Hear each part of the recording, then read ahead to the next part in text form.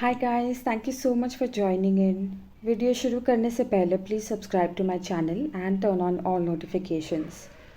इस वीडियो में हम कुछ इंपॉर्टेंट क्वेश्चंस देखेंगे फॉर लॉ एंड मेडिसिन, और इसमें से बहुत सारे क्वेश्चंस पास्ट एग्जाम्स में आ चुके हैं। So let's start with res ipsa loquitur. Res ipsa loquitur is a Latin maxim meaning the thing tells its own story or the thing speaks for itself. तो ये एक बहुत इम्पॉर्टेंट लैटिन मैक्सिम है जो लॉ एंड मेडिसिन में इसका doctrine applicable होता है. In case of negligence, the patient is not liable to prove negligence where the doctrine of res ipsa loquitur is applicable. जिस किसी भी केस में ये डॉक्ट्रिन एप्लीकेबल होता है वहाँ पे patient is not liable to prove the negligence. The doctrine is applicable in following circumstances. The injury would not have occurred if there were no negligent acts. तो अगर कोई negligent act नहीं होता तो injury भी नहीं होती. The treatment or the instrument that caused the injury was in exclusive control of the doctor. तो जिस भी ट्रीटमेंट से या जिस भी इंस्ट्रूमेंट से पेशेंट को इंजरी हुई है वो एक्सक्लूसिवली कंट्रोल में थी किसके? डॉक्टर के. Patient is not guilty of contributory negligence. तो अगर डॉक्टर ने कोई नेग्लिजेंट एक्ट किया है या कोई एक्ट फोबिड हुआ है, नहीं किया है, जिसकी वजह से इंजरी हुई है, बट उस केस में पेशेंट ने कोई भी कॉन्ट्रीब्यूटरी नेग्लिजेंस नहीं दिखाई है, so he is not guilty of contributory negligence. तो ये तीन सर्कमस्टांसेस में डॉक्ट्रिन एप्लीकेबल होगा. Thus, the burden of proof shifts on the doctor to prove that the above circumstances were absent. Let's go to the next topic, that is right to self-determination. Article 21 of the Constitution is the basis of right of self-determination of patient. तो Article 21 basis है इस right का जो patient को मिलता है of self-determination. An adult patient who suffers from no mental incapacity has an absolute right to choose whether to consent to medical treatment. तो कोई भी अडल्ट पेशेंट है जो किसी भी मेंटल इनकैपेसिटी से नहीं पीड़ित है, जो एक मेंटल कैपेसिटी रखता है, एन अडल्ट पेशेंट है, वो उसका खुद का एब्सोल्यूट राइट है कि वो जो भी मेडिकल ट्रीटमेंट लेना चाहे वो उसे चूज़ करे और उसके लिए कंसेंट दे. The protection of patient self determination has following elements. Respect for patient's right to decide treatment. तो पेशेंट का ये जो राइट है सेल्फ डिटर्मिनेशन, उसमें इंपॉर्टेंट एलिमेंट्स क्या क्या हैं? तो फर्स्ट है the respect for patient's right to decide treatment. वो खुद से डिसाइड कर सके उसे क्या ट्रीटमेंट लेना है. Ensuring effective communication and building trust to help patient in making self determined choices. तो इफेक्टिव कम्युनिकेशन होना चाहिए between the doctor and the patient. एक ट्रस्ट होना चाहिए दोनों के बीच में, उसे सारी इन्फॉर्मेशन मिलनी चाहिए. Having regard for the context in which patient has to make his or her decision. तो ये सारी चीज़ें important elements हैं. Right of self-determination of patient should be respected. Where patient lacks the capacity to make a decision by following appropriate steps, decision must be made on their behalf.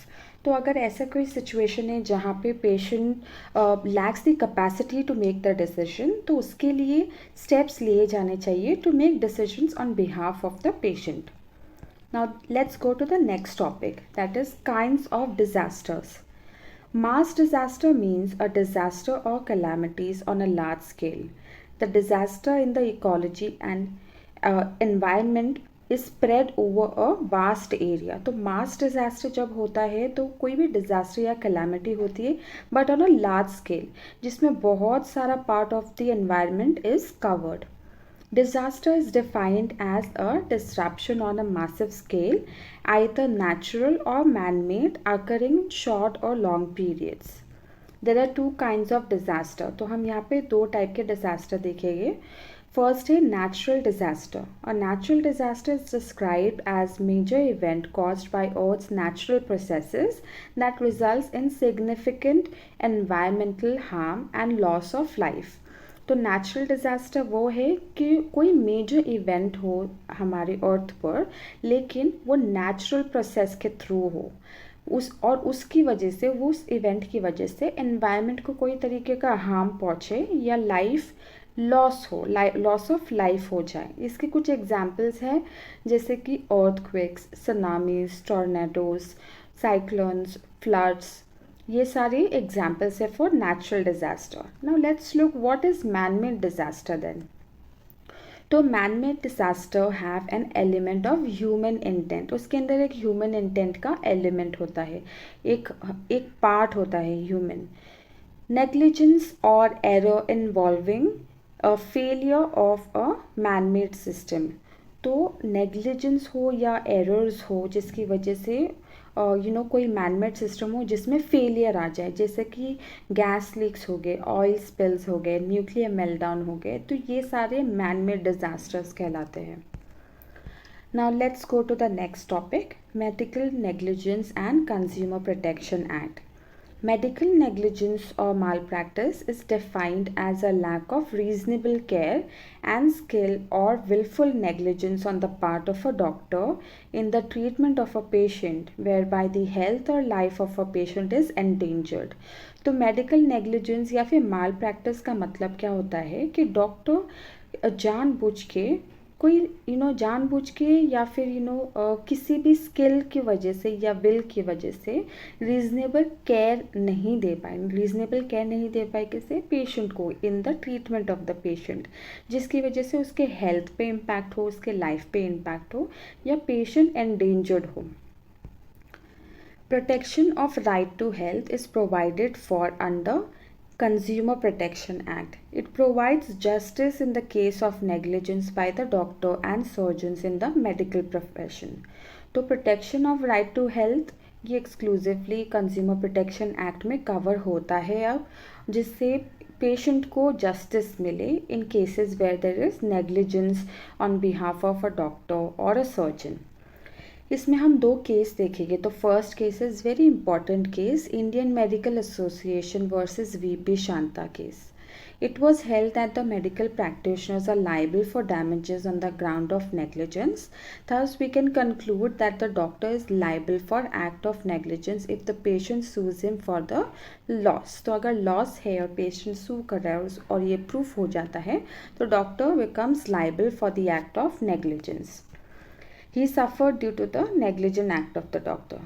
So ये law दिया गया था in the first case. This is the law relating to medical negligence. Now let's see the second case. Poonam Verma versus Ashwin Patel and others. The facts of this case. The respondent was a homeopathic doctor, treated applicant with allopathic drugs. तो वो homeopathic doctor था लेकिन उसने allopathy के drugs से patient को treat किया। Subsequently the patient died in the hospital. It was alleged that the respondent doctor was negligent in giving medical treatment to the deceased. तो इस केस में क्या फाइनल हुआ? It was held that the respondent doctor practiced allopathy without having any qualification in the system of medicine. He was qualified in homeopathic system of medicine. He was qualified in homeopathic system of medicine. As such, he was guilty of negligence. तो क्योंकि उसके पास में कोई qualification नहीं थी to practice allopathy, लेकिन उसने allopathic drug से पेशेंट को ट्रीट किया, he was held guilty of negligent act. So this brings to the end of this video. I have few more videos covering few important topics of law and medicine जो frequent questions है जो past में आ चुके हैं for Mumbai University exam for law and medicine. Keep following me guys. If you have watched the video till the end, thank you so much for that. If you like my video, please give a thumbs up. If you have any feedback or any questions for me, please comment in the comment section. As usual guys, take care of yourself. Bye for now.